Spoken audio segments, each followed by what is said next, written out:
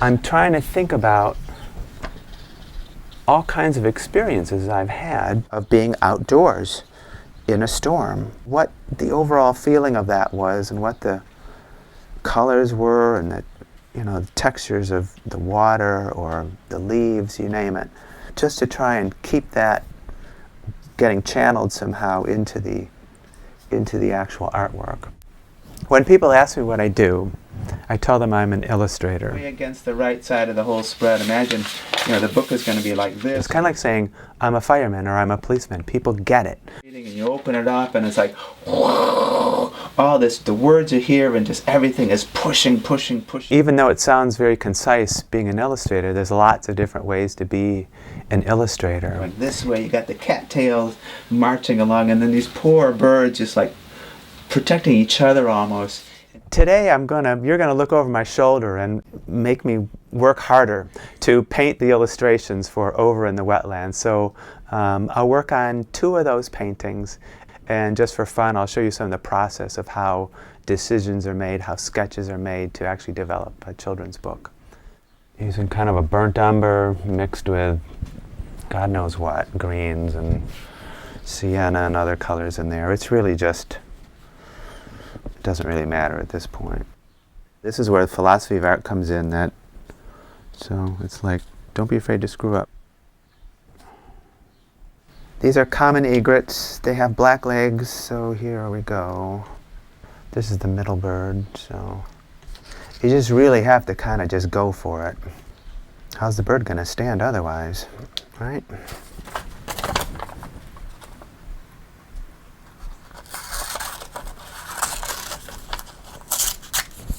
See what this gives us. Paintings are the fun part of making books. It's all fun, but paintings are kind of the your moment in the spotlight, so to speak.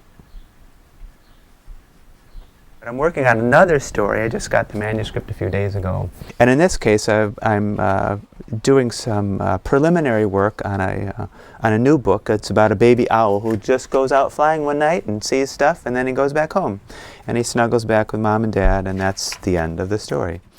But right now, we're just worried about getting down some ideas and maybe exploring the character a little bit. You can see that he's got the wanderlust. He wants to check these sparkling stars out. And then we turn the page of the book, and here we are. Very quickly, he's on the move, and then boom, he's flying. By the 3rd spread, this owl is flying. So there's a lot of things we want to try to show there. The absolute giddiness of it, the mischievousness of it, the total daredevil quality in this little guy who we're rooting for from the very beginnings. Everybody loves an owl. They're sort of like kittens in a way, the kittens of the bird world.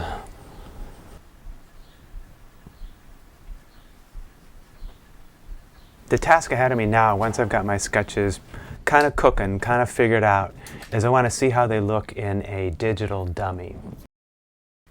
It's so easy to just stop and start on something else when you're not sure, but other times you just have to power through it. It's not rocket science. It's more like boxing, probably. You just have to keep sparring and discovering what you want to say. And then it's all done, and no one calls back, so it must be okay. So it's nice.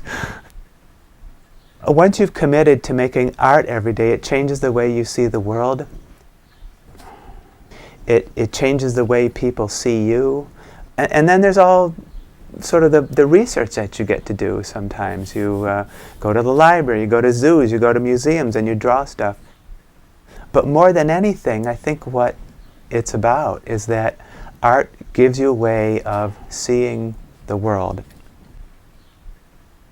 Life is pretty cool, but it's all around us, and the artist's job is to zero in on some part of it and magnify it. And then show that to other people and let them kind of feel the joy. Anything that enhances living, I think, is art exists in the first place.